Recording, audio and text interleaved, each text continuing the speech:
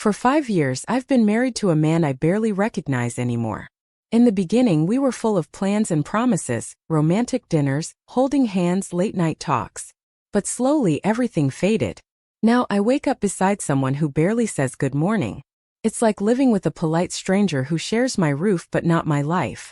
Conversations have shrunk to practical updates. We don't fight, we just exist.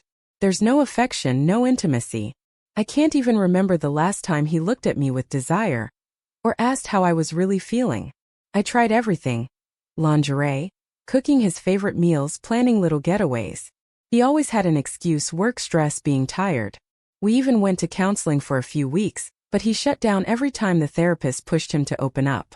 I felt invisible in my own home. The loneliness became louder than silence. I wasn't expecting change anymore. I'd accepted it. Until someone new moved in next door. Just a neighbor. Quiet, polite, helpful. But the first time he smiled and asked how I was doing, I almost cried. It was the first time in years someone asked me a question and actually waited for the answer. He started showing up in small moments: casual waves while taking out the trash, a brief chat over the hedge, a nod during early walks. At first, I barely noticed how much I looked forward to those accidental meetings. One morning, I was struggling with grocery bags and he offered to help. We stood outside talking for nearly an hour.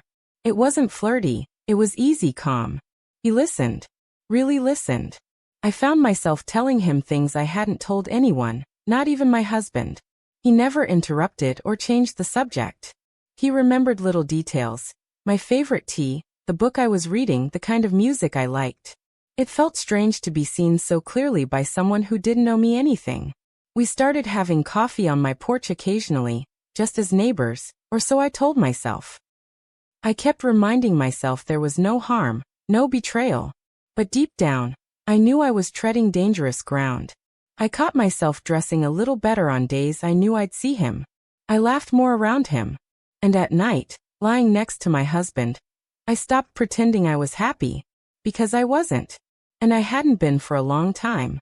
It had been building for weeks. The closeness, the comfort, the way he looked at me like I mattered. That evening, everything snapped. I was drained, ignored yet again, and couldn't fake normal. He noticed immediately. Without asking, he sat beside me, quietly offering his presence. I broke. Words poured out. Everything I'd been holding back for years. He didn't try to fix me. He didn't dismiss my pain. He simply listened with such attention that I forgot how to pretend. In the middle of my rant, I stopped and looked at him. His eyes didn't look away. There was something undeniable between us. Unspoken but heavy. My heart was racing, not with fear but with recognition. And in that moment, I leaned in. Our lips met. It wasn't passionate or reckless. It was slow, certain, and honest. I didn't feel guilt right away. I felt clarity. I pulled back first, shocked by my own courage. He didn't push for more. He just sat there, as if he understood this wasn't about lust. It was about finally being seen. That night, I didn't cry from regret.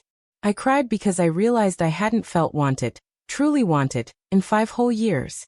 And that changed everything. I avoided him after that night. Not because I regretted it, but because I didn't know who I was anymore. The kiss exposed a truth I couldn't ignore. I had been surviving, not living. My husband didn't notice the shift in me.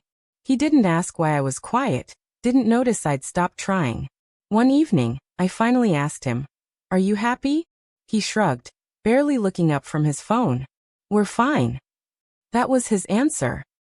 5 years of silence summed up in 2 words. That same night, I packed a small bag and told him I needed space. No shouting. No begging. He just nodded. I moved into a short-term rental the next day. The neighbor didn't chase me or demand anything. He respected the distance. Weeks passed. I started going to therapy. I journaled. I found pieces of myself I hadn't touched in years.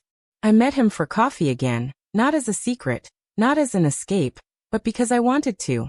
He didn't ask where things were going. Neither did I. What mattered was that I was finally choosing myself. And maybe